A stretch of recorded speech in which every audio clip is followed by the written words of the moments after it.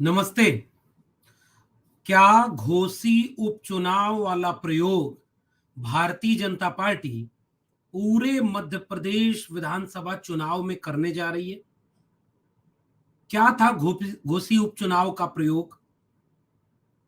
क्या था बीजेपी की रणनीति का वह हिस्सा जो अब मध्य प्रदेश में भी इस्तेमाल किया जा रहा है? आपको पता होगा कि मध्य प्रदेश में विधानसभा चुनाव बिल्कुल सामने है। 6 या 7 अक्टूबर को मध्य प्रदेश चुनाव की घोषणा हो जाएगी। हालांकि राजस्थान, छत्तीसगढ़, तेलंगाना इन सब के भी चुनाव साथ में होने हैं, लेकिन मोटे तौर पर इस समय जेरे बहस मुद्दा है मध्य प्रदेश चुनाव का।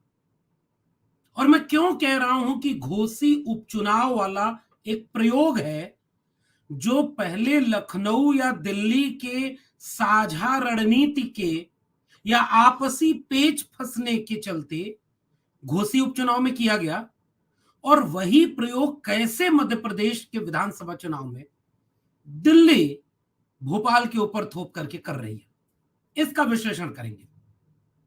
बुनियादी तौर पर सूचनाएं आपको पता है कि शिवराज सिंह चौहान को किनारे लगाया जा चुका है और खुद प्रधानमंत्री नरेंद्र मोदी, गृह मंत्री अमित शाह और बीजेपी के राष्ट्रीय अध्यक्ष जेपी नड्डा, उनकी पूरी केंद्रीय टीम पूरे मध्य प्रदेश चुनाव को अपने हाथ में ले चुकी है। फिर यह बात कैसे जुड़ रही है घोसी उपचुनाव से, इसको समझने की कोशिश करते हैं। और बहुत दिलचस्प बात है, नरेंद्र मोदी जी को भोपाल में अगर आपने सुना होगा 3 दिन पहले का भाषण, तो आपको लगा होगा कि मैं बोल रहा हूं तो गारंटी है। यहीं से वो पूरी बहस पूरे पब्लिक डोमेन में आ गई कि शिवराज सिंह क्या बोल रहे हैं, क्या केवल नरेंद्र मोदी अब बोल रहे हैं, कैसे इस चीज को देखा जाएगा, इस पर बातचीत शुरू हो गई।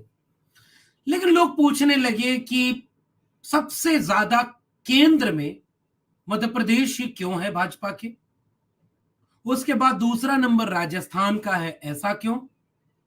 क्या छत्तीसगढ़ को नरेंद्र मोदी जी की टीम ने, ये दिल्ली ने ये मान लिया है कि छत्तीसगढ़ तो अब हाथ से गया, इसलिए वहां तो अभी कोई वैसी ठोस रणनीति भाजपा की जो भाजपा हावी होकर के चुनाव लड़ती है वो नहीं दिख रही है।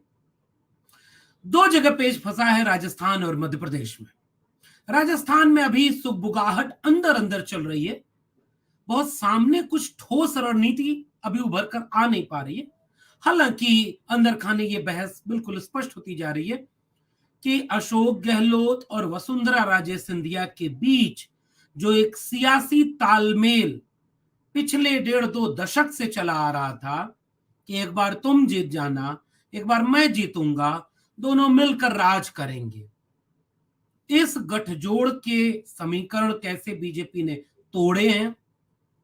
और कब ऑपरेशन लोटस करते समय जो मध्य प्रदेश में बीजेपी कामयाब हो गई थी, जब कमलनाथ की सरकार को गिरा करके ज्योतिरादित्य सिंधिया के बहाने बीजेपी शासन में आ जाती है और शिवराज सिंह चौहान फिर से मुख्यमंत्री बन जाते हैं, तो इसकी वजह से केंद्र में तो मध्य प्रदेश का चुनाव है और राजस्थान में यह ऑपरेशन लोटस फेल हो गया। सचिन को लेकर के बीजेपी कांग्रेस के बीच एक पशोपेश चली, लेकिन कहा यह जाता है सियासी गलियारे में कि अशोक गहलोत का जादू और वसुंधरा राजे सिंधिया से उनका आपसी तालमेल, जिसको एक दिन अशोक गहलोत ने बोल भी दिया था, इस चक्कर में बीजेपी वसुंधरा राजे सिंधिया को किनारे करना चाहती है और जिसके ठोस कदम उठाते हुए बीजेपी ने वसुंधरा राजे सिंधिया के दाहिने हाथ को किनारे कर दिया है। तो मध्य प्रदेश अभी केंद्र में, राजस्थान भी पीछे से चल रहा है क्योंकि भोपाल के बाद रैली जयपुर में हो चुकी है। लेकिन मैं आज की वीडियो में क्यों यह बात कहना चाह रहा हूं कि घोसी वाला प्रयोग मध्य प्रदेश में किया जा रहा है, इसको अब समझने की कोशिश करते हैं। आप जानते हैं कि घोसी में विधानसभा का उपचुनाव अभी हाल ही में संपन्न हुआ और उत्तर प्रदेश के सारे लोग ये बात समझ रहे होंगे कि घोसी उपचुनाव कितना महत्वपूर्ण बन गया था। उसकी पृष्ठभूमि क्या है, बहुत संक्षेप में इस पर बात करूंगा क्योंकि इसके बारे में आपको सूचना है। फिर मैं आता हूं इसकी तुलना करते हुए मध्य प्रदेश के समीकरण को समझाऊंगा। घोसी में समीकरण बदला जब 2022 का विधानसभा चुनाव था। भारतीय जनता पार्टी से तमाम बड़े नेता जो कहीं और से होते होते भारतीय जनता पार्टी में पहुंचे थे, उन लोगों ने भारतीय जनता पार्टी छोड़ करके समाजवादी पार्टी गठबंधन में शामिल होकर के इस तरह से माहौल बनाया कि 22 का चुनाव अब सपा जीत रही है, सरकार बन जाएगी। उनमें बहुत बड़े नाम हैं। थोड़ा पहले आगे थे ओम प्रकाश राजभर, लेकिन उनके पीछे बाद में आए दारा सिंह चौहान। एक साल बीतने को हुआ, दारा सिंह चौहान, ओम प्रकाश राजभर को पहले ही लगा क्योंकि जब विधानसभा चुनाव के बाद आजमगढ़ का लोकसभा उपचुनाव हो रहा था, तो उसके बाद वो एसी से नहीं निकलते टाइप का बयान देकर के ओम प्रकाश राजभर सीधे सपा मुखिया पर हमला करने लगे। और फिर वो बातें बढ़ते बढ़ते इतनी बढ़ गई कि वो किनारे हो गए। अब उनके पास विकल्प नहीं था, बीजेपी में जाना ही था, बीजेपी में चले गए। लेकिन ओम प्रकाश राजभर को एक शर्त दे दी गई। इसकी खेल को ध्यान से समझिएगा। ओम प्रकाश राजभर को एक शर्त, एक इम्तिहान दे दिया गया लखनऊ की तरफ से, क्योंकि दिल्ली के दबाव में लखनऊ नहीं चाहता था कि भाई इसने बहुत गाली दी है। ये राजनेता ऐसा जो एक जगह टिकने वाले नहीं, मुखर हैं, बोलने वाले हैं ओम प्रकाश राजभर, लेकिन गाली देने वाले को बहुत दिल बड़ा करके नहीं हो पा रहा था। मीटिंग हुई दिल्ली में, अमित शाह के साथ फोटो आती है ओम प्रकाश राजभर और उनके 2 पुत्रों की, तो परिवारवाद उसमें नहीं था। बहरहाल दिल्ली के दबाव में ओम प्रकाश राजभर एनडीए गठबंधन में शामिल होते हैं। अब लखनऊ की तरफ से ये दबाव डाल करके एक इम्तिहान रख दिया गया कि जाओ, ये जो तुम्हारे पीछे से दूसरे सज्जन भी अपनी विधानसभा से इस्तीफा देकर के आए हैं, ओम प्रकाश राजभर जी, दारा सिंह चौहान को हम टिकट दे रहे और जाओ घोसी उपचुनाव उन्हें जिताओ, तब आप दोनों को मंत्री बनाएंगे। अब यही पेच फंसा है, बहुत महत्वपूर्ण पेच है। घोसी उपचुनाव शुरू होता है और घोसी उपचुनाव में लखनऊ ने एक साजिश जो ये रच दी थी, इसका विश्लेषण भी आपको करना चाहिए। लखनऊ को यह बात समझ में आ गई थी कि दिल्ली का दबाव है कि हमें किसी भी तरह 2024 के लिए नए समीकरण साधने हैं। उत्तर प्रदेश में कोई भी ऐसी चूक नहीं होने देनी है, क्योंकि 80 लोकसभा सीट और नरेशन बनाने का एक अयोध्या, मथुरा, काशी से लेकर सब यहीं पर, हमें उत्तर प्रदेश में कमजोर नहीं होना है। और इस समीकरण के तहत लखनऊ को यह काम करना पड़ा कि नहीं भाई, आपको इन सब को शामिल करना होगा, चाहे कुछ भी बोलते हो, ये हमें चुनाव जीतना है, बाकी छोड़ो, हमें बुरा लगा अच्छा लगा भूल जाओ। अब उसके बाद लखनऊ ने यह कहा कि मंत्री तो तब बनाएंगे जब दोनों चुनाव जीत के आओगे। तो 2 तरह के ऑब्जर्वेशन सामने हैं। अगर आप चुनाव जीत कर आते हैं तो दोनों मंत्री बनेंगे, हारे तो दोनों निपट जाएंगे। और आज की स्थिति यह है कि घोसी उपचुनाव में भारतीय जनता पार्टी की तरफ से मुख्यमंत्री की भी रैली हुई, दोनों उप मुख्यमंत्री हफ्तों वहां बैठे रहे, दर्जनों कैबिनेट मंत्री और विधायक, सांसद, जिम्मेदारी सबकी छोड़ दी गई कि आप घोसी से बाहर नहीं निकलेंगे, प्रतिष्ठा का चुनाव है और इसे हर हाल में हमें जिताना है। यह पूरा समीकरण भी था। और दूसरी तरफ सपा भी अपने कैंडिडेट भी मजबूत थे, लेकिन उन्होंने भी अपनी रणनीति बनाई। शिवपाल सिंह यादव कंटिन्यू वहां बैठे रहे, रामगोपाल बैठे रहे, अखिलेश यादव की रैली होती है, और जो राजपाल कश्यप से लेकर के नरोत्तम पटेल, राम गोविंद चौधरी और तमाम क्षेत्रीय नेताओं को वहां जिम्मेदारी सौंपी गई। परिणाम यह आया कि 42,000 से ज्यादा वोटों से बीजेपी का प्रत्याशी दारा सिंह चौहान शिकस्त होती है उनकी। और उसके बाद अभी तक का अपडेट यह है कि न दारा सिंह चौहान को कुछ मिला और न ओम प्रकाश राजभर को अभी तक मंत्री पद ही मिला। यह है एक प्रयोग जो घोसी उपचुनाव में भारतीय जनता पार्टी ने कर लिया था। अब मैं क्यों कह रहा हूं कि यही प्रयोग मध्य प्रदेश के विधानसभा चुनाव में किया जा रहा है? यह प्रयोग यह किया जा रहा है, लखनऊ और दिल्ली के झगड़े में लखनऊ भारी इसलिए पड़ जाता है क्योंकि जिस रास्ते चलकर गुजरात के मुख्यमंत्री दिल्ली तक पहुंचे, उसी रास्ते का एक मजबूत हमसफर उत्तर प्रदेश के मुख्यमंत्री हैं। उनकी अपनी पैठ, अपनी जाति, अपना काम करने का तरीका लखनऊ को मजबूत करता है। कोशिश तो की गई थी कि मनोज सिन्हा को मुख्यमंत्री बना दिया जाए, इनका नाम ना आए, लेकिन कुछ और लॉबी है। जो आरएसएस का कैडर नहीं था, ऐसे योगी आदित्यनाथ मुख्यमंत्री बनाए गए।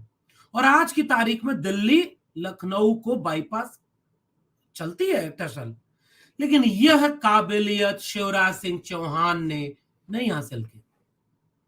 इसलिए पहला प्रयोग यह हो गया कि शिवराज सिंह चौहान को किनारे लगाने की रणनीति बना ली गई है। और इसके पृष्ठभूमि आप जानते हैं कि 2012 में कैसे शिवराज सिंह चौहान ने एक इंटरव्यू देते हुए ये बोल दिया था कि ये पत्रकार आप लोग क्या गुजरात मॉडल करते हैं, मध्य प्रदेश मॉडल उससे अच्छा है और हम भी एक मॉडल है। हमने गरीबों, कमजोर, मजलूमों, आदिवासियों, पिछड़ों, दलितों, नौजवानों को ये स्कीम दी, हमने विकास किया। गुजरात तो ऑलरेडी एक डेवलप्ड स्टेट था, कोस्टल एरिया है, बिजनेस व्यापार के लिहाज से महत्वपूर्ण है, पैसा है वहां, उसका कौन सा मॉडल, वो तो ऑलरेडी बहुत अच्छा था। हम मध्य प्रदेश को बहुत नीचे से उठाकर बहुत ऊपर तक ले आए और उसी दिन तय हो गया था कि शिवराज सिंह चौहान का पत्ता कटेगा। उसके ऊपर से शिवराज सिंह चौहान भी ओबीसी। जब 2013 में दोनों बाहें फैलाकर नरेंद्र मोदी जी ने अपने चुनावी भाषणों में यह बोलना शुरू कर दिया कि मैं ओबीसी मां का बेटा हूं, तो लाल कृष्ण आडवाणी, सुषमा स्वराज, अरुण जेटली, इस वाले कुनबे में शिवराज सिंह चौहान एक बड़े प्रतिस्पर्धी बने हुए थे प्रधानमंत्री पद के लिए। वरिष्ठ भी थे, ओबीसी भी थे, 3 बार से ज्यादा मुख्यमंत्री भी थे, साफ पाक छवि के भी थे। कोई बहुत जहरीला नफरत भरा काम उनकी छवि पर टैग नहीं हुआ था, तो चुभ रहे थे शिवराज सिंह चौहान उसी समय से। अब 2022-23 में आकर के जब प्रधानमंत्री पहली चुनावी रैली भोपाल में करते हैं तो पहला पत्ता शिवराज सिंह चौहान का काट दिया। पूरे 54 मिनट के भाषण में एक बार भी चुने हुए मुख्यमंत्री शिवराज सिंह चौहान का जिक्र तक नहीं किया। अब दूसरा और घोसी उपचुनाव से जुड़ा हुआ मसला समझिए। दूसरी सूची बीजेपी जारी करती है और उस दूसरी सूची में 7 चुने हुए मध्य प्रदेश के सांसदों को और उनमें से 3 केंद्रीय मंत्रियों को विधायक का टिकट देकर के कहती है जाओ मध्य प्रदेश जिताओ, तब जाकर के हम तुम्हें आगे कुछ देखेंगे। घोसी मॉडल से तुलना करिए। 3 मंत्री नरेंद्र सिंह तोमर, फग्गन सिंह कुलस्ते और पटेल साहब, तीनों को कहा गया कि आप तीनों भले मंत्री हैं, भले आप बड़े ओहदे पर हैं, आपको पहले चल के मध्य प्रदेश जिताना होगा। हो सकता है कानों कान एक बात कही गई होगी कि किनारे कर रहे हैं हम शिवराज सिंह चौहान को, ये बड़ा उछल रहे हैं मामा, तो मामा को किनारे करना है, तुम में से किसी को बना देंगे मुख्यमंत्री। कोई भी डील हो सकती है, कुछ भी हो सकता है, लेकिन दबाव में ठेल करके दिल्ली ने अपने 7 सांसदों और 3 मंत्रियों को विधायक का चुनाव लड़ने के लिए भेज दिया। अब ये इम्तिहान है, जाओ पास करके दिखाओ। उनमें से उनको जो सीटें दी गई हैं और उसके आसपास की जो सीटें हैं, वो सारी सीटें वे सीटें हैं जहां बीजेपी कमजोर है। इसलिए ये इम्तिहान दिया गया कि इधर भी बहुत सारे लोग कूद रहे थे, ये सारे लोग चुप थे कि कहीं हमको उधर न भेज दिया जाए। ये सारे लोग सांसदी के चुनाव की 2024 की तैयारी कर रहे थे और दिल्ली से फरमान जारी हो गया कि चलो विधायक का चुनाव लड़ो। इस इम्तिहान के जरिए दोनों साधा गया। अगर आप केंद्रीय मंत्री रह करके, सांसद रह करके मध्य प्रदेश का मुश्किल चुनाव जिताने में कामयाब हो गए तो आपको कुछ हम देंगे, कुछ बड़ा देंगे, कैबिनेट में बड़ा ओहदा या मध्य प्रदेश में कुछ बेहतर, और अगर फेल हो गए तो कई सारे लोग निपटा दिए जाएंगे।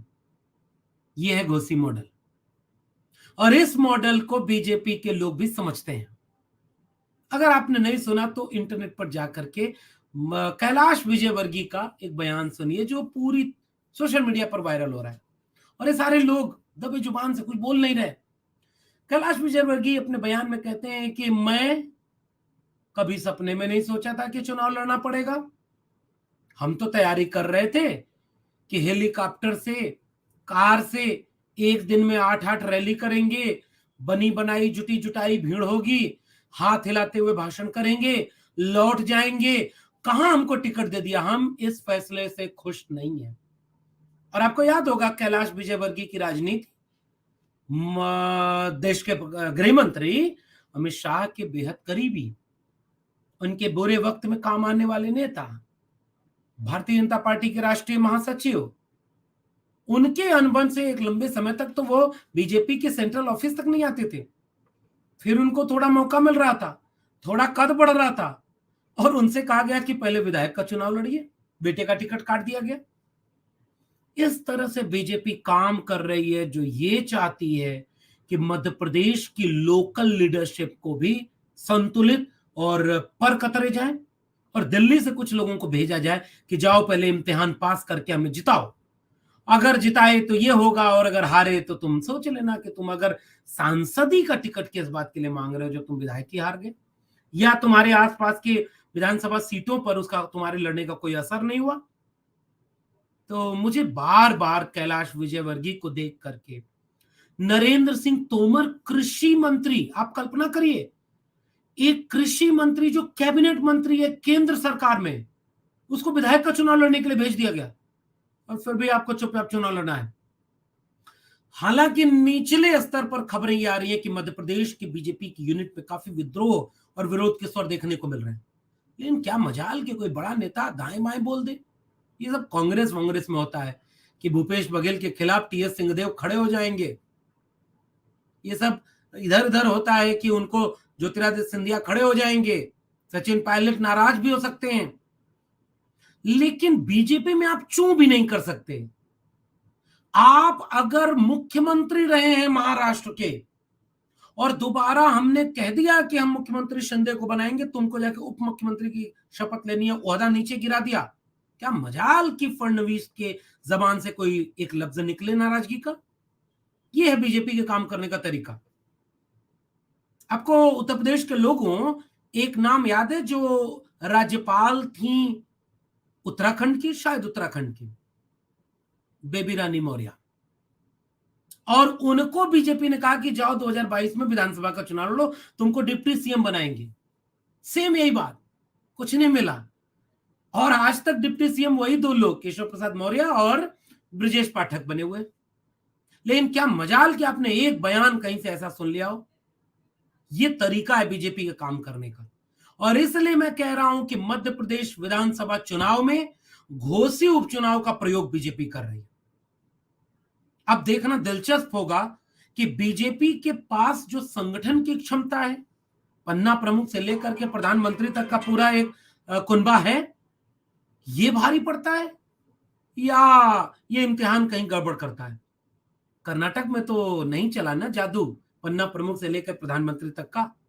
हिमाचल प्रदेश में नहीं चला, छत्तीसगढ़ में उसका शोर ही नहीं सुनाई दे रहा, तेलंगाना में कहीं कुछ पता ही नहीं चल रहा है कि वहां भी चुनाव हो रहा है। फिर मध्य प्रदेश और राजस्थान ही क्यों? क्योंकि यहां दो लोगों को किनारे करना है, मध्य प्रदेश भोपाल से, और फाइल सबकी है दिल्ली में, चाहे व्यापम की फाइल हो, चाहे राजस्थान वाली फाइल हो। और फाइल का खेल ऐसा होता है कि अच्छे से अच्छे को धकिया कर कहा जाए कि जाओ विधानसभा लड़ो। क्या मजाल कि उनकी नाराजगी का एक लफ्ज, एक चिकन भी चेहरे पर दिखाई दे जाए। तो फाइल तो सबकी बनी हुई है दिल्ली के पास। इसलिए मुझे लग रहा है कि घोसी का प्रयोग पूरे मध्य प्रदेश पर लागू किया जा रहा है, और कोशिश ये की जाएगी कि घोसी में तो हार गए, यहां ना हारे। लेकिन मेरा मानना बिल्कुल साफ है कि बीजेपी बहुत चुनाव को लेकर ऐसी पार्टी है जो किसी भी हद तक जाकर के चुनाव जीतने का काम करेगी। और इसलिए 7 सांसद, 3 कैबिनेट मंत्री, बड़े बड़े ओहदे, मुख्यमंत्री का नाम तक न लेना, स्टेट की कोई योजना का जिक्र तक नहीं करना, और तमाम लोगों को नरेंद्र मोदी जी का यह कहना है कि मैं हूं तो गारंटी है, ये इशारा कर रहा है कि वो मध्य प्रदेश के चुनाव के लिए एक बड़ा इम्तिहान है। मुझे याद रहा है, मुझे लग रहा है कि चाहे वो फग्गन सिंह कुलस्ते हों, चाहे वो नरेंद्र सिंह तोमर हों, चाहे कैलाश विजयवर्गीय हो, चाहे खुद शिवराज सिंह चौहान हो, उन सबको घोसी उपचुनाव बार बार याद आ रहा होगा। डर रहे होंगे, हिचक रहे होंगे, सहमे होंगे, फिर भी बोल नहीं सकते। आपका क्या मानना है मेरे इस विश्लेषण पे? नीचे कमेंट करके बताइएगा। देखते रहिए 4 पीएम। फिर मिलते हैं किसी और राजनीतिक, सामाजिक विश्लेषण के साथ। तब तक के लिए बहुत बहुत धन्यवाद।